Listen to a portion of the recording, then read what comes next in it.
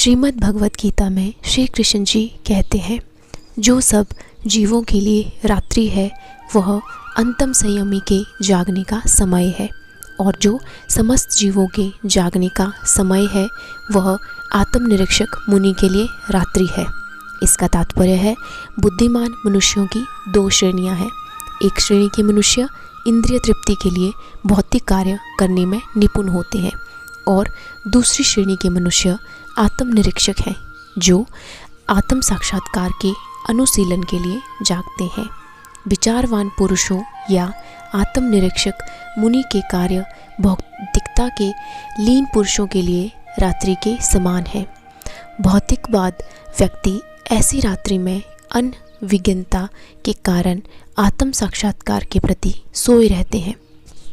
आत्मनिरीक्षक मुनि भौतिकवादी पुरुषों की रात्रि में जागे रहते हैं। मुनि को आध्यात्मिक अनुशीलन की क्रमिक उन्नति में दिव्यानंद का अनुभव होता है, किंतु भौतिकवादी कार्यों में लगा व्यक्ति आत्म साक्षात्कार के प्रति सोया रहकर अनेक प्रकार के इंद्रिय सुखों का स्वप्न देखता है, और उसी सुप्तावस्था में कभी सुख तो कभी दुख का अनुभव करता है। आत्मनिरीक्षक मनुष्य भौतिक सुख तथा दुख के प्रति अनयमनस्क रहता है। वह भौतिक हाथों से अविचलित रहकर आत्म साक्षात्कार के कार्यों में लगा रहता है। जो पुरुष समुद्र में निरंतर प्रवेश करती रहने वाली नदियों के समान इच्छाओं के निरंतर प्रभाव से विचलित नहीं होता और जो सदैव स्थिर रहता है, वही शांति प्राप्त कर सकता है। वह नहीं जो ऐसी इच्छाओं को तुष्ट करने की चेष्टा करता है।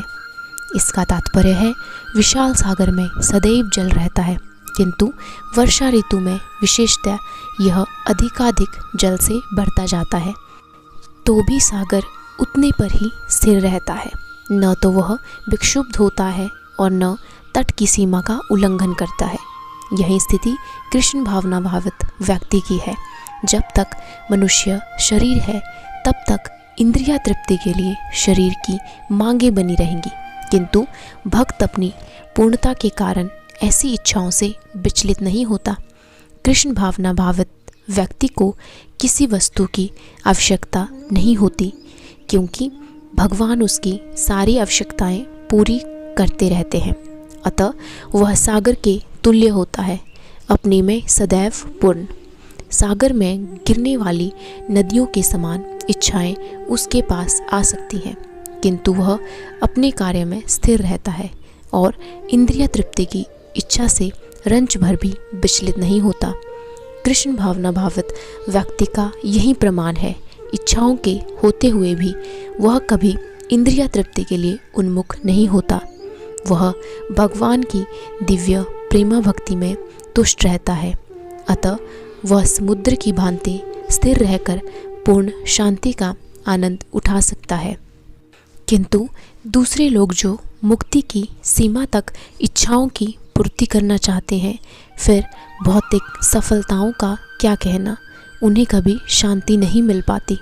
कर्मी, मुमुक्षु तथा वे योगी सिद्धि के कामी हैं, ये सभी अपूर्ण इच्छाओं के कारण दुखी रहते हैं, किंतु कृष्ण भावना भावित पुरुष भक्त सेवा में सुखी रहता है और उसकी कोई इच्छा नहीं होती। वस्तुतः वह तो तथाकथित भवबंधन से मोक्ष की भी कामना नहीं करता। कृष्ण के भक्तों की कोई भौतिक इच्छा नहीं रहती, इसीलिए वे पूर्ण शांत रहते हैं। जिस व्यक्ति ने इंद्रिय तृप्ति की समस्त इच्छाओं का परित्याग कर दिया है, जो इच्छाओं से रहित रहता है और जिसने सारी ममता त्याग दी है तथा अहंकार से रहित है, वही वास्तविक शांति को प्राप्त कर सकता है। यह आध्यात्मिक तथा ईश्वरीय जीवन का पथ है, जिसे प्राप्त करके मनुष्य मोहित नहीं होता। यदि कोई जीवन के अंतिम समय में भी इस तरह स्थित हो, तो वह भगवत धाम में प्रवेश कर सकता है। वास्तविक जीवन का शुभारंभ इस भौतिक जीवन के पूरा होने पर होता है। स्थूल भौतिकवादी के लिए यह जानना तात्पर्य होगा कि इस भौतिक जीवन का अंत निश्चित है, किंतु आध्यात्मिक दृष्टि से उन्नत व्यक्तियों के लिए इस जीवन के बाद अन्य जीवन प्रारंभ होता है। इस जीवन का अंत होने के पूर्व यदि कोई कृष्ण भावना भावित हो जाए तो उसे तुरंत ब्रह्म निर्वाण अवस्था प्राप्त हो जाती है। भगवत धाम तथा भगवत भक्ति के बीच कोई अंतर नहीं है, दोनों चरम पद है।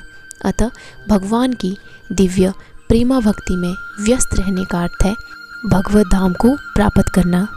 तो आज के गीता ज्ञान से हमने ये जाना कि जिस व्यक्ति ने इंद्रिय तृप्ति की समस्त इच्छाओं का त्याग कर दिया हो, जिसके अंदर अब कोई इच्छा नहीं है, वही व्यक्ति वास्तविक शांति का अधिकारी है।